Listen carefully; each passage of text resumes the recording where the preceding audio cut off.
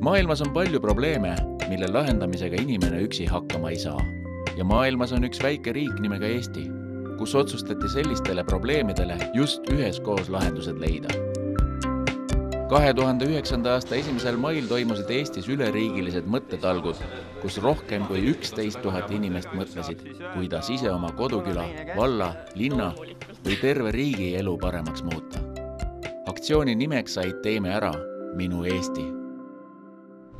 Teeme ära sai tuule tiibadesse 2008. aastal, kui ühel päeval vaid mõne tunniga koristati 50 000 inimese abiga ära terve Eestimaa. Kokku korjati üle 11 000 tonni prügi. Sellest vägiteost on innustust saanud paljud teised riigid. Nende hulgas Läti, Leedu, Portugal, Sloveenia, isegi India. Prügikoristusaktsiooni idee on liitmas kogu maailma.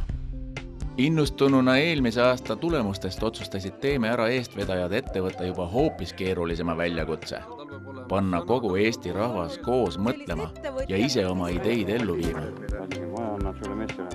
Meie soov oli tekitada olukord, kus inimesed suudaksid ise võtta endale vastutust ja ka reaalseid rolle kogukonnas, et neid asju, mida peaks tegema keegi, et nad ise neid teeksid. Mõttetalgute korraldamine tundus alguses keeruline. Kutsuda ellu midagi nii uut ja käega katsutamatut. See oli paras pähkel. Kõigepealt otsustati luua tiim sotsiaalteadlastest, analüütikutest, koolitajatest, kommunikatsioonispetsialistidest ja teistest arvamusliidritest ja kaardistada ühiskonna aktuaalseimad teemad. Aga kuidas panna inimesed koos mõtlema? Tuli leida idee genereerimise meetod, mis aitaks probleeme sõnastada ja kirumise asemel lahendusi leida. Mõttetalgute läbiviimiseks kasutasime avatud ruumi meetodit, et sellises ulatuses kasutati seda Eestis üldse esimest korda. Avatud ruumi meetod on selline koosmõtlemise meetod, mille abil on hästi lihtne selliseid suuri ja mitte väga konkreetseid probleeme lahendada. Oli ainult üks pisike mure.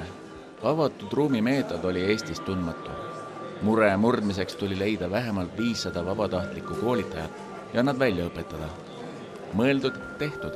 Teeme ära asjaosalised lükkasid käima hiiglasliku koolitusprojekti, mille käigus sai 700 inimesest avatud ruumi koolitajad ehk talgujuhid.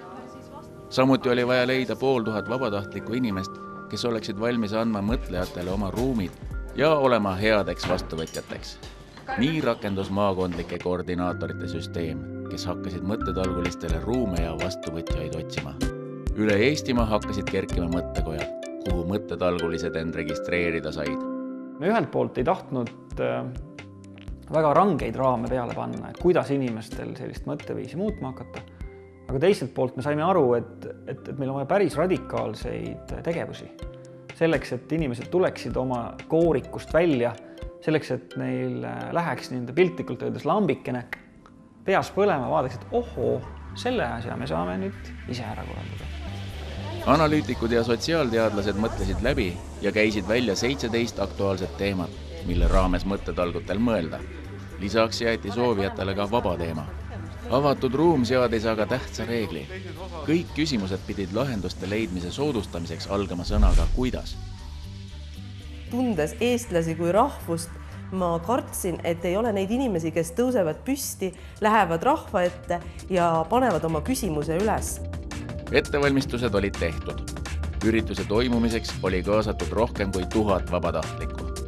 Kuidas aga panna inimesi ise küsimusi välja mõtlema, lahendusi leidma ja ka teostama? Selgitustööd jagus ja mõttetalgutest kujunes üks enim kajastatud ja diskuteeritud meediakampaaniaid Eestimaa ajaloos. Skeptilised olid võib öelda, et sellised meediataustaga ja PR-taustaga inimesed ja teine asi muidugi poliitikud, kes mingil põhjusel kartsid, et sünnib uus partei või uus erakond, kuigi me olime toimkonnas ja toimkonna juhtide ja mõttetalgute eestvedajate poolt korduvalt öelnud, et meil ei ole ambitsiooni tulla poliitikasse.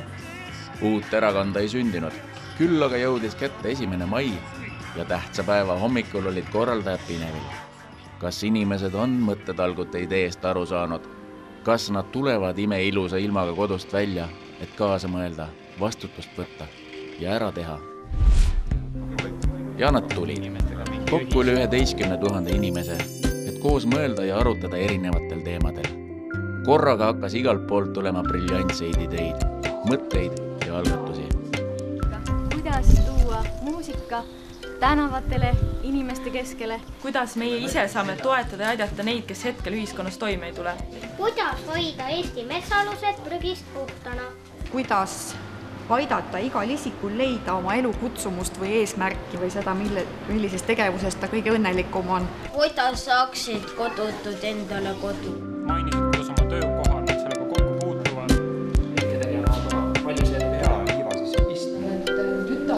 Inimesed said aru, et sellest, et sa räägid teistega, jagad mingisugust oma arvamust või oma teadmist ja leiad koos lahenduse probleemile, et sellest sõltub tegelikult väga palju. Ja mida inimesed ise ütlesid, oli see, et hämmastav, kui palju on näiteks minu tänavas inimesi, kes mõtleb samamoodi kui mina. Et ma ennem ei teadnud seda, aga nad mõtlevad samamoodi ja nüüd me kindlasti teeme koos midagi.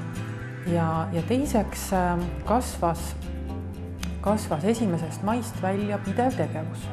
Nii et see ei olnud suugi mitte ainult üheks päevaks oma jõu kokkuvõtmine, et siis öelda südamelt kõik välja, vaid pigem see oli millegi algus. Mõttetalgute tulemusena on rajatud mänguväljakuid, küla koos käimise kohti, leitud võimalusi ühiseks lastehoiuks ja haridussüsteemi parandamiseks. Loodud sadu seltse, klubisid, sõpruskondi ja huvirühmi. Muudetud on isegi seadusi ja looma hakatud arengukavasid. Ja mis sama tähtis, mitmetes kohtades üle Eesti jõuti arusaamisele, et üksteisele tuleb rohkem naeratada ja tere öelda. Mõttetalgutest sündis üle 5000 hea idee, mida oma kodukoha või riigi hüvanguks saab ellu viia. Ideed koondati elektroonilisse ideepanka Mõttetalgute kodulehele. 1. mail oli hästi põnev vaadata, kuidas inimesed tulevad kohale põnevusega, oma sooviga panustada. Siis see oli juba selline tulemus, mille üle saab väga uhke olla.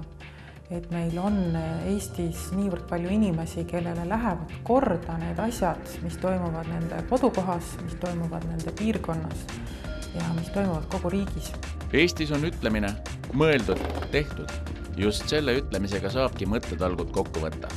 Me julgeme mõelda, ise lahendusi otsida ja mis tähtsaim, oma mõtteid ka teoks teha. Kui te mõtlete selle sisu peale, siis kõik, mida me otsime, on see, kuidas tekitada olukorda, kus inimene, kes hoolib, saaks oma hoolimist kirumise asemel väljendada inimlikumalt, soojalt ja praktiliselt. Muutused saavad alguse inimestevahelistest vestlustest ja mõttevahetustest. Koos. Ainult koos saame teha suuri asju.